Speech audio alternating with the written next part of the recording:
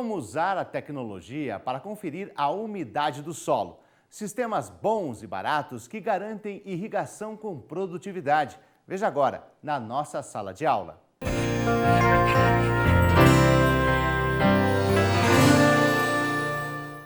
Olá! Na aula de hoje eu vou apresentar algumas tecnologias para medir o estado da água no solo. Por que é importante para o produtor rural conhecer a quantidade da água que existe no seu solo? Principalmente para os produtores que trabalham com agricultura irrigada, é muito importante fazer o manejo dessa irrigação. E esse manejo pode ser feito através de algumas técnicas, e uma delas é através do manejo via solo. Quando eu estou trabalhando com o manejo da irrigação via solo, eu estou olhando especificamente para a quantidade da água que eu tenho no meu solo. Se essa água é capaz de nutrir a minha planta ou até se eu estou desperdiçando água com excesso de irrigação, ok? Para eu fazer o manejo da irrigação via solo, eu vou precisar utilizar alguns tipos de equipamentos. Sensores de umidade no solo.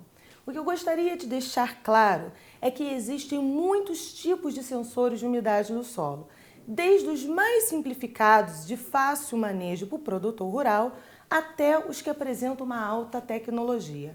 Todos eles são válidos. A maneira que o produtor vai ter para escolher esse tipo de sensor vai ser as suas condições econômicas e se ele consegue fazer o manejo facilitado com esse equipamento. Outra coisa importante é saber que existem dois tipos básicos de sensores do solo. Um primeiro que mede a tensão da umidade do solo, esses são sensores mais simplificados e mais baratos, até sensores que medem diretamente a umidade volumétrica desse solo, ou seja, a porcentagem de água que tem nesse solo. Outro ponto importante é que o produtor precisa saber que nem todo sensor funciona para todo tipo de solo. Ele tem que conhecer o seu solo e saber se esse sensor está apto para a sua utilização. Existem sensores que não estão em condições de ser utilizados em solos muito arenosos ou muito argilosos. É importante saber também a gama de leitura que cada sensor pode proporcionar ao produtor rural. Eu vou começar apresentando um dos sensores mais simplificados de todos.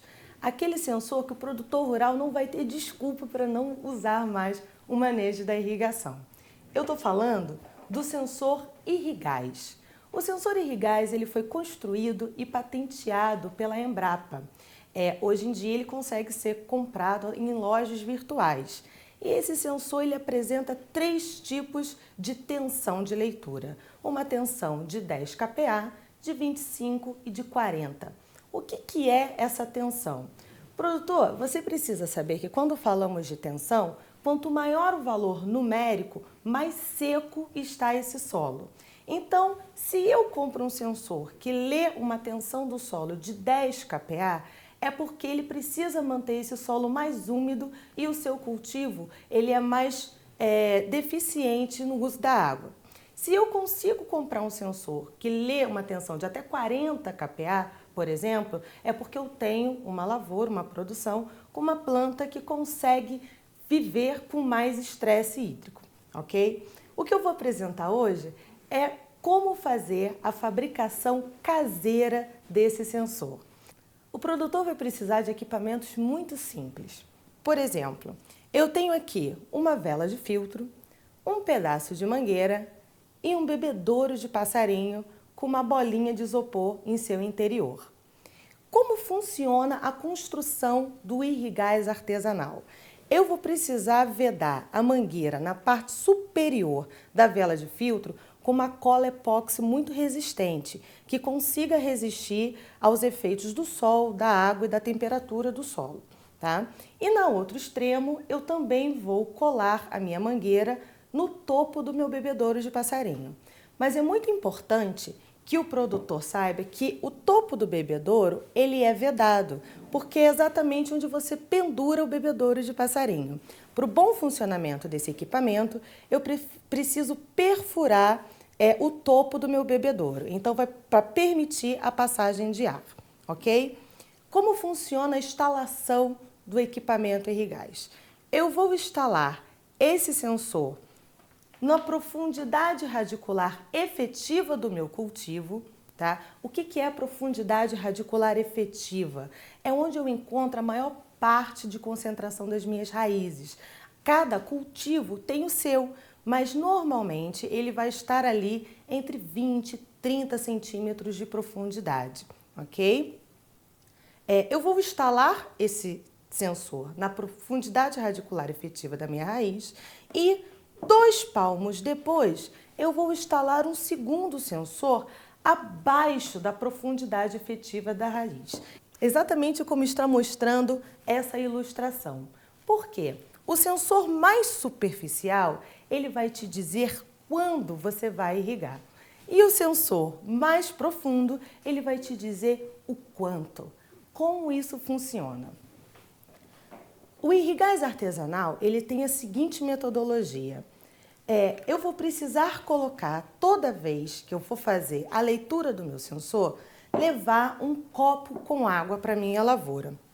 Eu vou precisar colocar o meu bebedouro dentro desse copo com água e verificar se a bolinha de isopor está subindo ou não. Se a bolinha de isopor subir, significa que meu solo está seco, então está na hora de começar a irrigação. Por que isso acontece?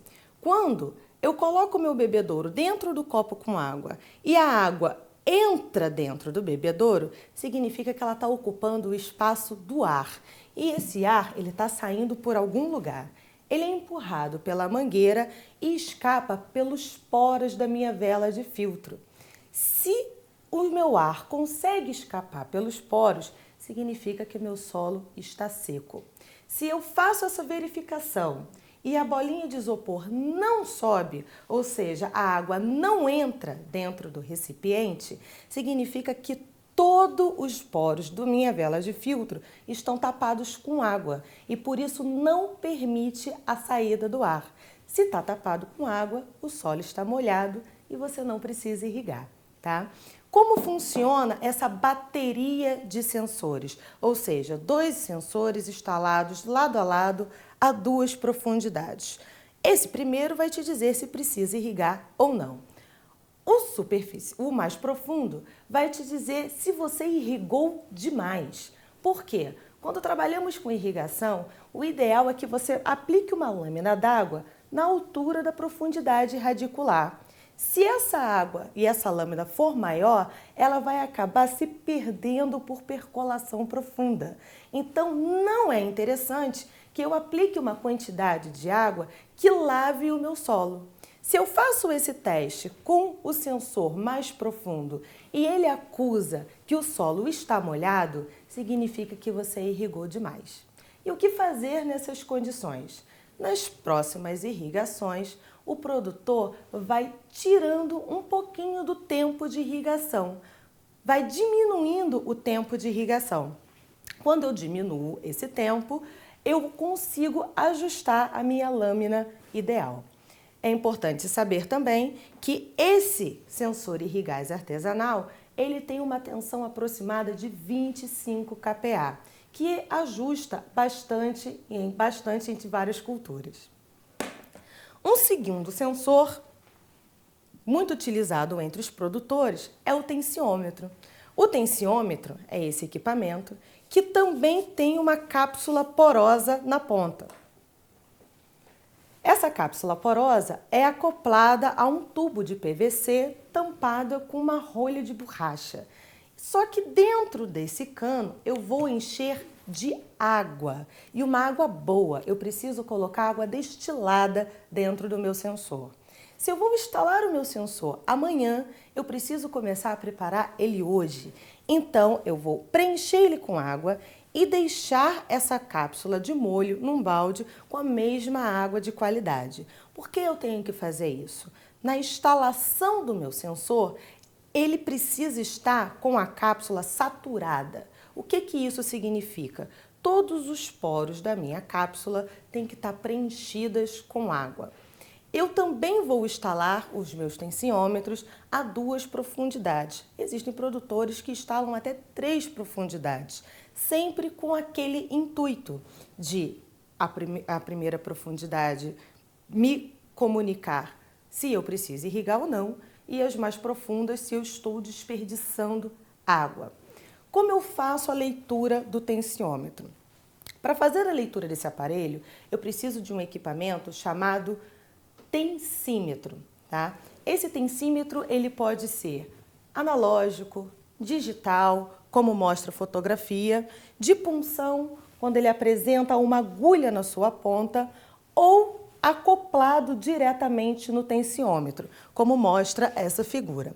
Quando o tensímetro vem acoplado no tensiômetro, ele pode receber o nome de vacuômetro, porque é importante manter um vácuo dentro desse aparelho, só preenchido com água, sem nenhuma bolinha de ar. Quando eu instalo meu tensiômetro no campo a 2 profundidades, eu vou utilizar o tensímetro para me dizer qual é a tensão que o meu solo está naquele momento. Se eu conheço a tensão crítica do meu cultivo, é fácil fazer o manejo com um tensiômetro.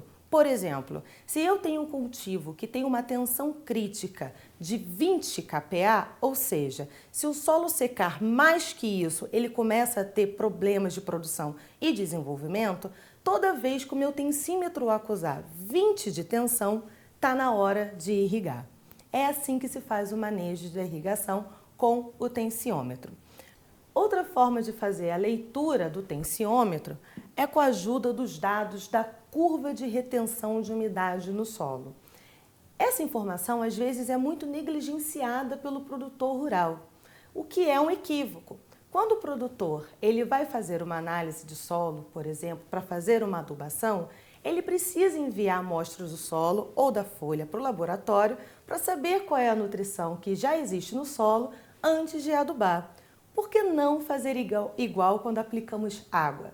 Nós precisamos conhecer a capacidade que o nosso solo tem de reter a água. E é esse resultado que a curva de retenção vai mostrar para o produtor. O produtor ele vai precisar pegar amostras de solo, levar para um laboratório, seja em universidades ou laboratórios de física do solo, e requisitar essa curva. O laboratório vai aplicar diferentes tensões nesse solo e descobrir qual é a umidade que existe no solo para cada tensão. Porém, se o produtor não quiser fazer todos os pontos dessa curva, ele precisa saber ao menos 2 pontos primordiais, que são os pontos de capacidade de campo e de ponto de murcha permanente. O que significa esses pontos? O ponto de capacidade de campo, ele vai me dizer até quanto de água o meu solo consegue suportar e reter antes de começar a percolar. E nós precisamos conhecer os limites desse reservatório. Então, quando eu conheço o ponto de capacidade de campo, o produtor vai saber a porcentagem volumétrica de água que o seu solo consegue reter antes de começar a perder água por percolação profunda. Em contrapartida, o ponto de murcha permanente é aquele ponto em que, se você deixar o solo secar a tal maneira, o seu cultivo vai ser prejudicado e mesmo que você volte a irrigar, ele não vai conseguir se recuperar. Então, conhecer os pontos de capacidade de campo e ponto de murcha permanente, eu consigo impor limites a esse meu reservatório, que é o solo. Esse dado é extremamente importante, principalmente quando o produtor trabalha com os seguintes sensores, que são os sensores que apresentam uma maior tecnologia e os resultados são exatamente os porcentagem de umidade no solo, tá? Que são os sensores do tipo TDR e os sensores do tipo FDR. O resultado desse sensor, que é acompanhado através de um software, ele vai me dizer que se o meu solo hoje apresenta, por exemplo, 20% de umidade no solo. Mas se o produtor não conhecer os limites do seu reservatório, esse resultado pouco vai importar. Por exemplo, com o resultado da curva de retenção de umidade no solo, eu vou entender que o meu ponto de capacidade de campo é quando o meu solo atinge 25% de umidade, por exemplo. e o ponto de murcha permanente quando o meu solo atinge 18%. Então eu conheço os limites de umidade que o meu solo pode ter para conseguir nutrir a minha planta. Se esse sensor me diz que a umidade do solo está acima da capacidade de campo, significa que eu estou saturando o meu solo e perdendo água por percolação profunda e a irrigação não está sendo eficiente, ok? Então, por favor, produtor, nas considerações finais que eu tenho, eu gostaria de enfatizar que todo equipamento de irrigação para medir as umidades no solo são válidos. O que vai decidir qual equipamento você vai utilizar é o manejo eficiente, de fácil acesso e economicamente viável, tá? E dizer também que todos esses equipamentos estão em constante evolução tecnológica. Então, é importante conhecer o mercado e saber quais são os novos produtos que estão sendo lançados. Às vezes, você vai encontrar um equipamento que já te meça diretamente a umidade volumétrica do solo, de fácil acesso e mais barato. E o terceiro ponto, também muito importante, é o produtor precisa conhecer as características físicas hídricas do seu solo. É muito importante que você conheça o tamanho do seu reservatório. E com isso, eu finalizo a aula de hoje e nos encontramos na próxima aula. Até mais!